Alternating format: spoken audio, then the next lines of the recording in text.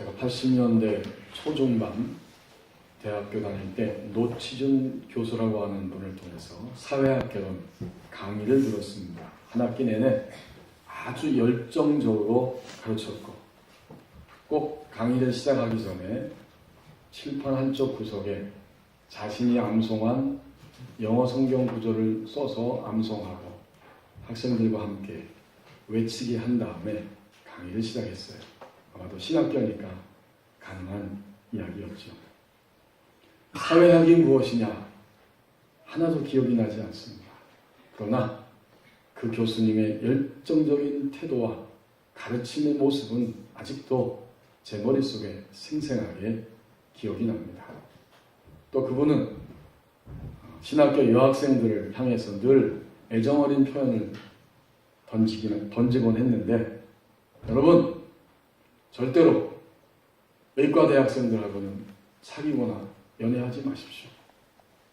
그들은 연애할 때는 연애하지만 결혼해야 될 순간에는 자신에게 의사를 개업할 수 있는 이런 물질적인 여유를 가진 여성을 찾기 때문에 여러분 상처를 크게 받습니다.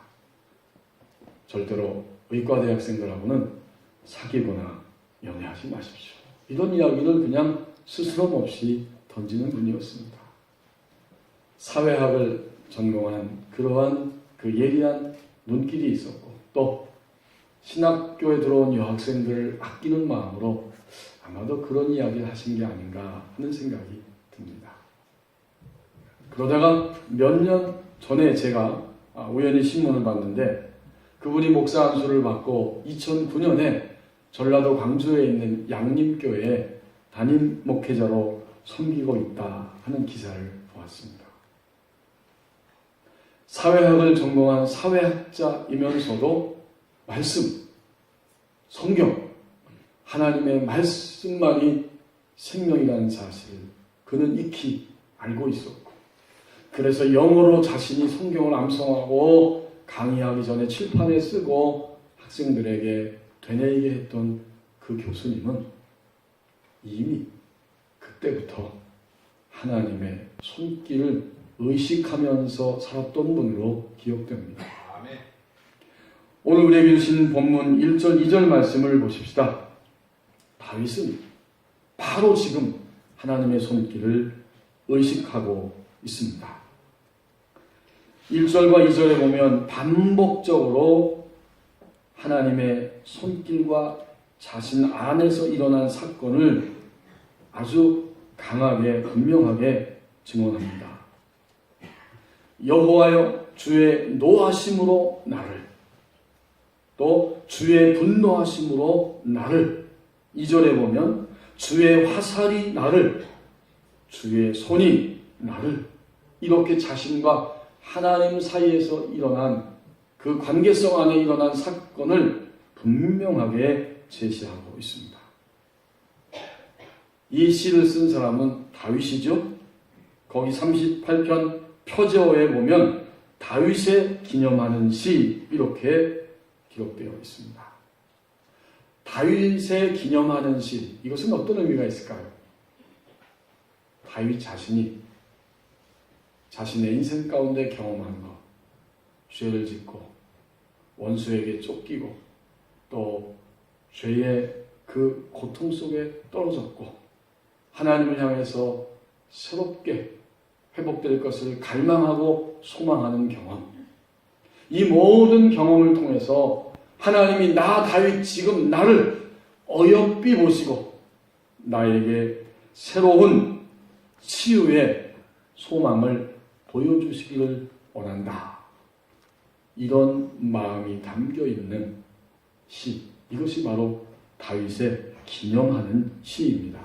또 하나의 의미는 다윗의 그런 경험을 통해서 사람들이 다윗이 경험한 것을 기록하고 다윗이 경험한 것을 기록한 이 시를 읽을 때 그들도 다윗과 똑같은 경험을 얻을 수 있도록 다윗의 경험을 기억나게 하는 시, 바로 이런 의미입니다. 그러므로 이 기념하게 하는 시는 기념케 하는 시이고 기억나게 하는 시입니다. 하나님과 다윗 관계 안에서 일어났던 사건을 기념하면서 그것을 보고 곧 나를 보면서 하나님의 손길을 기억나게 하는 시, 이것이 바로 다윗의 기념하게 하는 시라고 하는 의미이죠. 그리고 이 시의 그 시제는 과거가 아니고 미래가 아니고 항상 현재입니다. 이 시를 대할 때마다 기억나게 되기 때문에 이 시의 시제는 언제나 현재적입니다. 바로 지금 다윗과 같은 입장에 서서 바로 자신의 형편과 처지에 서서 이 시를 읽을 때 누구든지 간에 현재적으로 바로 지금 하나님의 손길을 의식하게 되는 것입니다. 만약 우리가 하나님의 자녀라면, 하나님을 믿는 하나님의 백성이라면 다윗과 같이 최악의 환경과 여건 속에서도 반드시 우리는 다윗처럼 말하게 될 것입니다. 주의 노하심으로 나를, 주의 분노하심으로 나를, 주의 화살이 나를, 주의 손이 나를 이라고 말하면서 바로 지금 하나님의 손길을 의식하게 됩니다. 이제 3절 말씀을 보십시오. 숨겨져 있는 자신의 죄를 인정하게 됩니다. 주의 진노로 말미암아 내 살에 성한 곳이 없사오며 나의 죄로 말미암아 내 뼈에 평안함이 없나이다. 살, 내 몸의 모든 살이 성한 곳이 없을 정도로 몹시 아프고 곤고합니다. 내 뼈에 평안함이 없나이다. 아주 실감나는 표현이에요. 뼈가 욱신욱신 쑤시고 뼈 전체가 으스러져서 도저히 내가 더 이상 견딜 수 없습니다. 온몸이 아파서 견딜 수 없습니다. 바로 이 절규의 외침이에요. 그런데요, 여러분, 3절을 분명히 보십시오. 이렇게 온몸이 아프다고 절규하면서 다윗은 마침내 자신의 죄를 발견하고 그 죄를 발견할 뿐만 아니라 죄를 고백하고 인정합니다. 뭐라고? 나의 죄로 말미암아. 자신의 죄를 발견하고 그 죄를 고백하고 인정하고 있습니다. 여러분, 다윗의 죄라고 하면 금방 떠오르는 게 있죠. 사무엘하 11장, 12장에 걸쳐서 읽어보면 다윗의 죄가 무엇인지 생생하게 나옵니다. 자기의 부하, 그 우리아라고 하는 그 부하가 있는데 부하의 아내 밧세바를 이 다윗이 범하고 간음을 행한 것, 그리고 그것을 사람들 앞에 드러내지 아니하고 속이고 위장하고 마침내 가장 치열한 전투 속으로 남편을 밀어넣어서 살인을 저지르는 이런 가장 비참하고 추악한 죄가, 이것이 바로 다윗의 죄입니다. 하나님은 나단 선지자를 통해서 그 죄가 폭로되고 드러나게 하십니다. 그때 사무엘하 12장 13절에서 다윗은 내가 여호와께 죄를 범하였습니다 라고 죄를 고백하고 자신의 죄를 인정합니다. 죄의 특성은 숨겨져 있는 것입니다. 죄는 숨겨져 있어요. 여러분, 우리는 이 죄가 사람들 속에 깊숙이 숨겨져 있다는 사실을 알아야 합니다. 그 말은 죄가 죄인 줄을 모른다는 거예요. 사람들 안에 깊숙이 죄가 숨겨져 있는데 그것이 죄인 줄을 알지 못한다는 것입니다. 사람들은. 당신이 마치 전문가도 아닌데 전문가처럼 이야기하네요. 당신이 가정의 전문가입니까? 당신이 사업의 전문가입니까? 당신이 자녀 교육하는데 전문가도 아니면서 왜 그렇게 전문가처럼 말합니까? 만약 내가 어떤 사람에게 이런 말을 던졌다면 그 사람은 틀림없이 나의 말 때문에 상처를 입었을 것입니다. 우리는 툭 던졌지만 그 말을 듣는 사람은 속이 쓰리고 화가 나고 깊은 칼로 마음을 싹 베인 것처럼 깊은 상처를 입었습니다. 그러나 나는 나의 이 말이 상대방에게 상처를 주었다는 것, 그것이 죄라는 사실을 모릅니다. 죄는 이렇게 인간 속에 깊이 숨겨져 있습니다. 죄가 죄인 줄 몰라요. 그리고 또 하나의 아주 숨겨져 있는, 그러면서도 치명적인 그리스도인의 죄악들이 있습니다. 죄들이 있어요. 한국에 어떤 목사님이 미국에서 캘리포니아에서 목회를 하시는데, 그분이 오래전에, 아주 오래도 아니죠, 수년 전에 그 유명한 수정교회, 다 이렇게 유리로 투명하게 지은 아름다운 수정교회 부활주일 예배에 참여를 했답니다. 그날 예배를 드리는데 그 교회 담임 목사님의 아들 목회자가 사회를 보면서 이제 부활주일 날 예배를 진행하는데, 여러분, 오늘은 우리 교회의 아주 뜻깊은 날입니다. 우리 아버지 목사님이 세운 이 교회가 창립 50주년이 되는 날입니다.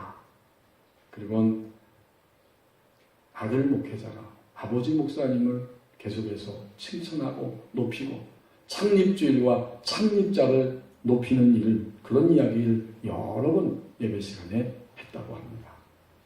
부활주일날 부활의 주님은 퇴색되고 창립자와 창립주일만 계속해서 칭송받는 그런 장면을 보면서 저것은 예배의 본질에서 떠나간 것이다 하는 이런 불편한 마음을 가졌고, 그때 그 목사님의 마음속에 이 교회가 혹시 주님의 영광이 그만 떠나버리면 어떡할까 하는 생각을 했답니다.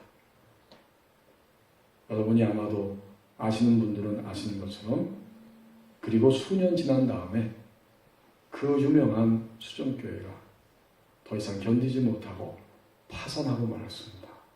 그리고 그 목사님은 그 역사의 현장을 보았습니다. 교회가 문을 닫고 파산하고 카톨릭에게 넘어간 것입니다. 그리스도인에게 있어서 심각한 죄는 바로 이런 것입니다. 어떤 공동체도, 어떤 교인도, 하나님의 백성들은 하나님을 경배하고 하나님을 높여야만 합니다. 만약 영적인 흐름이 그런 흐름으로 가지 않으면 그 숨겨져 있는 치명적인 죄악이 마침내는 생활 속의 죄악으로 드러나고 맙니다. 계속해서 영적인 흐름이 그런 방향으로 흘러간다면, 하나님을 경배하고 하나님을 높이지 않는 영적 흐름 속에 있다면 마지막 종착점은 생활 속의 죄악으로 떨어진다는 것입니다. 여러분, 다윗을 보십시오. 다윗이 만약 계속해서 하나님을 경배하는 영적인 흐름 속에 있었다면 그날 그 시간 지붕에 올라가서 밧세바 여인을 보았을 때 다윗은 유혹의 충동, 그런 생각, 그런 행동에 결코 떨어지지 않았을 것입니다. 오늘 하나님의 백성된 우리에게 있어서 숨겨져 있는 죄는 이런 것입니다.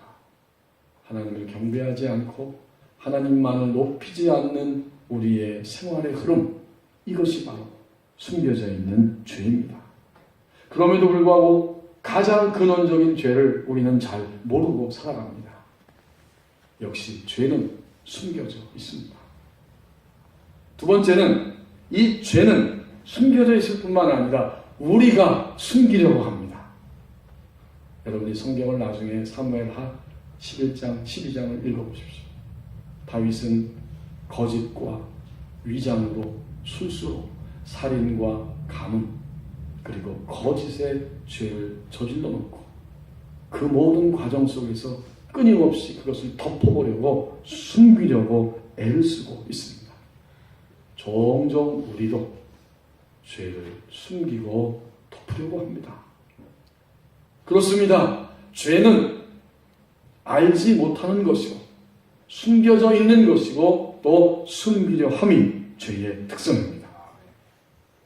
그러나 우리가 자신에게 숨겨져 있는 죄, 하나님을 의식함으로, 바로 지금 하나님을 의식함으로 숨겨져 있는 그러한 죄를 발견한다면 오늘 다윗과 같이 3절에서 그 고통 가운데에서 나의 죄로 말미암아 이렇게 숨겨져 있는 자신의 죄를 인정하게 됩니다. 아멘.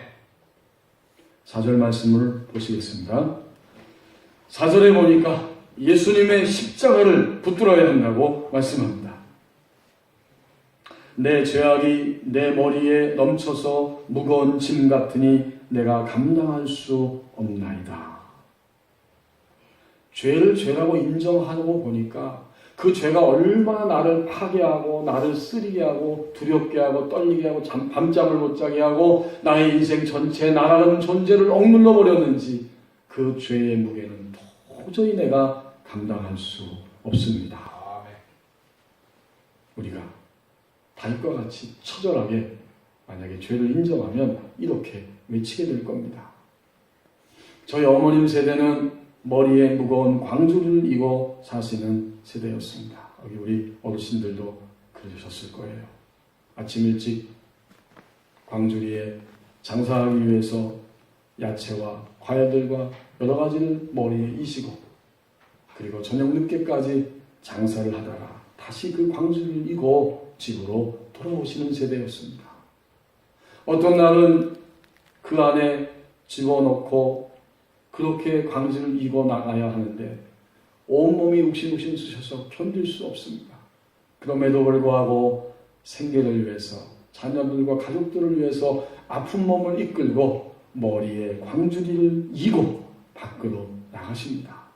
그렇지만 몸의 한계가 도저히 감당할 수 없어서 몸져 누워 계시는 일도 종종 있으셨습니다.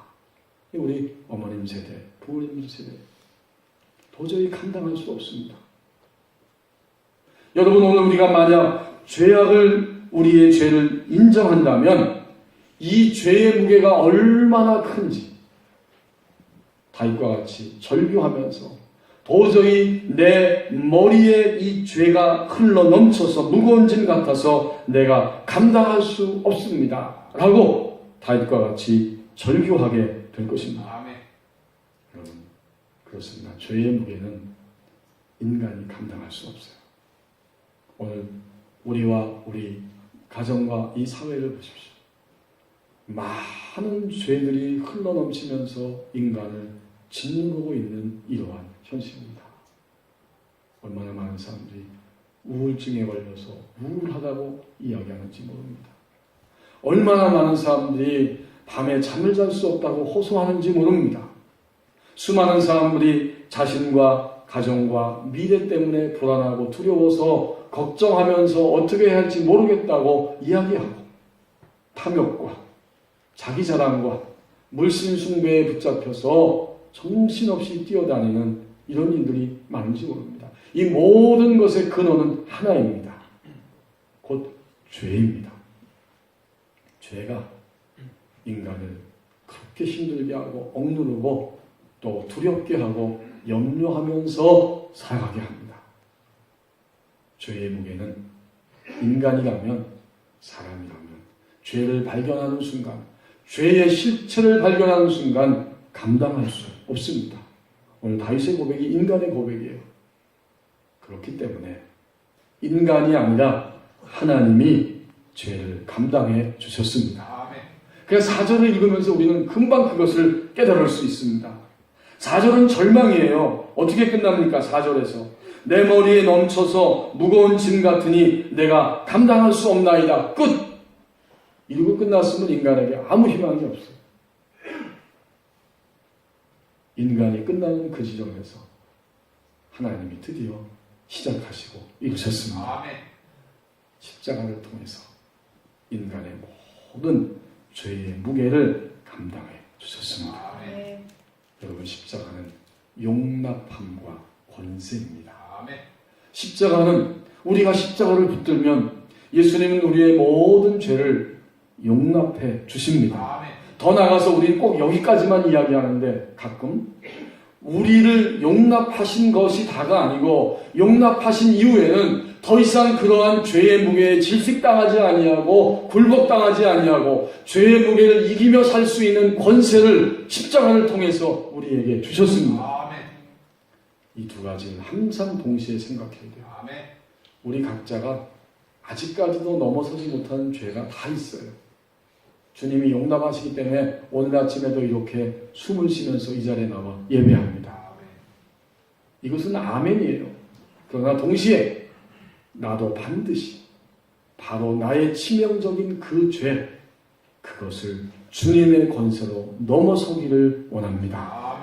이 열망이 우리 안에 있어야 합니다. 그것이 십자가예요. 우리 그리스도인들은 그런 도로 이제 우리의 인생 속에서 십자가를 붙들고 살아가야 합니다. 구체적으로 십자가를 붙든다는 것은 그 십자가가 과거의 십자가일 뿐만 아니라 오늘 생생히 살아 역사하는 십자가의 용납함과 권세입니다. 그러니까 우리는 이렇게 기도하고 믿음으로 선포해야 합니다. 예수님의 보혈로 나의 몸, 영혼만 전체를 덮습니다. 이것은 여러분 주문이나 어떤 의례적인 이런 형식적인 단어가 아니에요. 믿음의 선포입니다. 예수님의 십자가의 보혈의 피로 나의 영혼 몸을 덮고 내 자녀들을 덮고 가족들을 덮고 또 누군가 중보 기도가 필요한 그 사람을 주님의 십자가의 보혈로 덮습니다. 보혈로 덮는다는 것은 예수님이 십자가를 통해서 이루신 모든 일들이 지금 이 현장에서 내가 선포하고 믿음으로 고백할 때마다 그대로 적용된다는 뜻입니다. 예수님의 십자가는 우리의 죄를 씻어주셨고 하나님과의 관계를 회복시켜 주셨고 하나님 앞에 당당히 나가는 자녀의 권세를 주셨고 예수님의 십자가는 그러므로 이제 우리를 보호해 주시고 우리의 질병을 치유해 주시고 하나님의 뜻을 이루는 백성으로 살 수 있는 능력을 베풀어 주십니다. 십자가를 통해서 나타난 모든 유익들이 지금 내가 십자가의 보혈로 덮는다고 선포하고 적용하고 고백할 때 그대로 우리의 삶의 현장에 나타납니다. 이것이 바로 십자가를 붙드는 삶입니다. 맥스웰 화이트 목사님이 보혈의 능력이라고 하는 책에서 그 십자가의 보혈을 설명하면서 여러 가지 이야기 가운데 이런 짤막한 간증을 하고 있습니다. 어느 날 밤 급히 자동차를 운전해야 하기 때문에 차고로 막 가다가 벽에 걸려있는 못에 이마가 찍혀서 피가 철철 흐르게 됩니다. 지금 급한데 이걸 치료할 수도 없고 어떻게 할 것인가?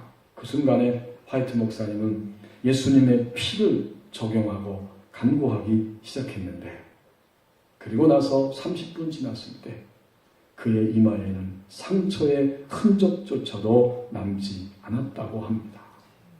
예수님의 보혈의 피는 그래서 살아서 역사하는 피이고 그 보혈의 능력과 권세를 오늘날 적용한다면 단 한 번도 실패하는 것을 나는 보지 못했다.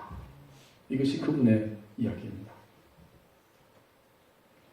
우리를 대속하기 위해 십자가에서 흘리신 예수님의 보혈을 뿌리고 외치고 찬양하고 자랑하고 적용하는 것마다 성령님께서 역사하시고 천사들이 동원된다. 그렇기 때문에 흑암의 세력들이 물러가게 되고 하나님의 무한한 자비와 용서, 치료, 보호, 평화가 그곳에 임하게 되는 것이다.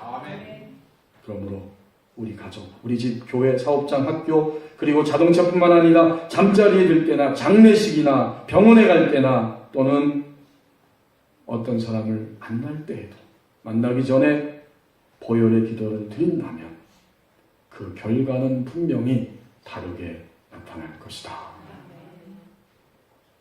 여기 한 아내, 한 가정의 주부의 기도가 있습니다. 하나님 아버지, 나를 구원하시기 위해 십자가에서 죽으시고 흘리신 보혈로 나를 보호하시고 씻어주시고 치유하여 주시니 감사합니다. 보혈의 능력이 이렇게 큰 줄 미처 알지 못하고 사용하지 못했던 무지함을 용서하여 주옵소서. 지금 이 시간 나를 어린 양의 보혈로 덮어주셔서 성결하고 정결하게 하시고 악한 영의 모든 불화살로부터 보호하여 주시기를 원합니다. 그리고 직장에 있는 남편을 보혈로 덮어 모든 죄의 유혹에서 막아주시고 아이들도 보혈의 능력으로 강건하게 지켜주시기를 간절히 원합니다. 앞으로도 보혈의 능력으로 승리하는 삶을 살 수 있도록 도와주시고 보혈이 덮이는 곳마다 성령의 기름 부으심이 더 강력하여져서 하나님의 복음이 전파되고 많은 사람이 주 안에서 치유되고 회복되고 거듭나는 놀라운 역사들이 일어나게 하여 주옵소서. 고귀하신 예수님의 이름으로 기도합니다. 아멘. 예수님의 십자가를 붙들어야 한다고 말씀합니다. 이제 마지막 5절을 보시겠습니다. 즉시 던져버리는 결단 속으로 달려간다고 말씀합니다. 내 상처가 썩어 악취가 나오니 내가 우매한 까닭이로소이다. 죄로 인해서 몸에 질병이 왔다는 겁니다. 근데 그 질병이 온몸에 막 흘러가니까 상처가 썩어서 그 악취가 나니까 견딜 수 없습니다. 이 다윗의 형편이에요. 지금 얼마나 이게 비참합니까? 죄의 영향력이. 그런데 또한 이 표현은 동시에 자신의 우매함 속에서 나오는 이 썩은 악취 같은 죄의 영향력, 죄의 실체를 나는 더 이상 용납할 수 없다는 결단의 외침입니다. 제가 언제 한번 말씀드렸습니다. 아시아연합신학대학의 권택주 교수님이 영성교육학이라고 하는 과목을 강의하는 것을 제가 들은 적이 있는데 그 강의를 하면서 미국에서 공부하고 이제 한국에 와서 강의를 하는데 가족하고 떨어져 삽니다. 자기하고 교수님하고 아내와의 차이점을 이야기를 하시더라고요. 남성과 남성이 다 다릅니다. 우리 법원님께 우리 남성, 우리 성도님들 제가 다 달라요. 물론 저도 다릅니다. 또 여성과 여성도 다 달라요. 하물며 남성과 여성은 얼마나 다르겠습니까? 동의하시는 분들이 별로 없는 것 같아요. 아무튼 다릅니다. 그 교수님하고 아내는 여러 가지 차이점이 있지만 미국에 있는 아내를 마침 그날이 또 그 교수님 아내분의 생일날이었어요. 저희들 앞에서 사랑의 고백을 담은 편지를 쭉 읽어주다가 그렇게 감사한 마음을 표하면서 하는 이야기입니다. 미국에서 생활하면서 서로 바쁘니까 식료품 가게에 가서 마트에 가서 식료품을 사다가 집에 와서 냉장고에 넣어놓는데 아내와 자기의 결정적인 차이점은 그 교수님은 딱 일주일치 식량을 적당하게 보고 그렇게 맞춰서 사서 냉장고에 넣지만 그 본인의 아내는 적당한 것이 아니라 눈에 보이는 대로 그냥 막 잔뜩 사가지고 냉장고에 들어갈 틈이 없을 정도로 가득가득 채워놓는다는 거예요. 이게 결정적인 차이점입니다. 시간이 조금 지나면 음식을 제대로 해먹을 새도 없는데 요리하지 못한 음식들이 냉장고에서 솔솔 냄새가 나고 드디어 막 그 진액이 막 흘러갑니다. 오늘 다윗의 말처럼. 견딜 수 없는 거예요, 교수님. 그래서 그것 때문에 막 자주 다투고 싸웠다는 거예요. 싸워도 끝이 안 납니다. 아, 이 사람은 나하고 다른 존재구나. 그걸 알았다는 거예요. 세상에. 여전히 우린 그걸 잘 모를 때가 있잖아요. 완전히 다른 존재예요. 그래서 이제는 절대 다투지 않는답니다. 여보, 저기 저거 조금 오래되는데 어떡하지? 그러면 알아서 해요. 그러면 그때 싹 빼다가 싹 처리를 해버리는 겁니다. 냉장고에 썩어서 그 진액이 흐르고 흘러가는 음식물을 그냥 둘 사람이 어디에 있어요? 당장에 집어서 던져버립니다. 오늘 다윗의 이야기 5절 말씀은 바로 그겁니다. 내가 우매하여서 내 몸에 악취가 나는 것을 나는 용납할 수 없습니다. 내가 우매한 까닭입니다. 어떻게 하면 좋겠습니까? 이렇게 외치고 있으면서 나는 이제 더 이상 이러한 죄의 실체가 얼마나 치명적인지를 알았기 때문에 이것을 용납하지 않고 즉시로 던져버리는 결단 속으로 달려가겠습니다. 이 5절의 고백 속에는 그러한 절절한 마음이 담겨져 있는 겁니다. 여러분, 우리가 왜 아직도 그 죄를 여전히 던져버리지 못할까요? 왜 우리는 아직도 그 상황만 되면 그 죄의 치명적인 유혹에 흔들릴까요? 그리고 여전히 가만히 있어도 바로 그런 종류의 그 죄는 내 속에서 막 내 안에서 꿈틀거리고 입에서 나오고 행동에서 나오고 왜 그 죄가 나에게 여전히 치명적인 영향력을 미치고 있을까요? 그것은 단 한 가지 때문입니다. 아직 내가 바로 그 죄가 얼마나 치명적이고 썩은 것이고 징그러운 것인지 그 죄의 실체를 보지 못했기 때문입니다.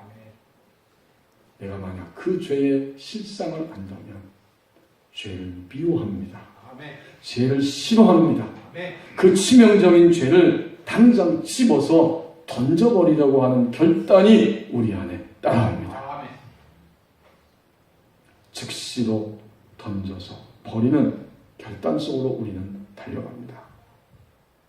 특별히 우리 그리스도인들은 신앙생활하면서 너무 감사한데 모든 그리스도인들이 걸리는 질병 중에 하나는 예외 없이 영적 교만입니다. 영적으로 교만해지면 생활 속에서도 교만해져요.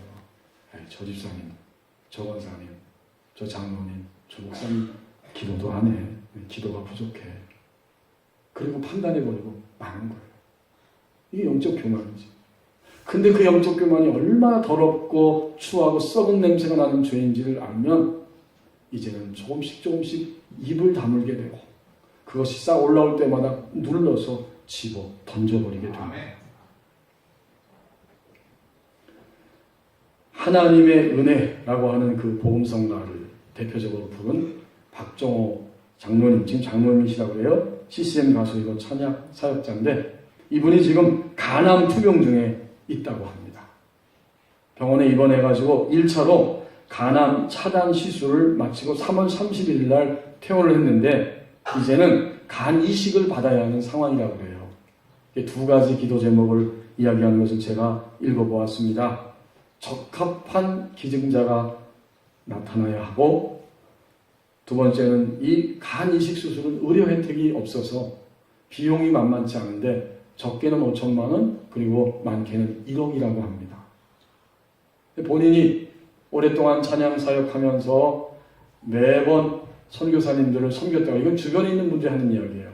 지금까지 약 15억 정도를 선교사들을 위해서 후원했다는 겁니다. 근데 이제 수술해야 되는데 본인에게 수술비가 필요하다. 그런 이야기를 주변에서 전달해 줍니다. 이 박정호 장로님 자신의 이야기는 이런 환경에서 이런 것입니다.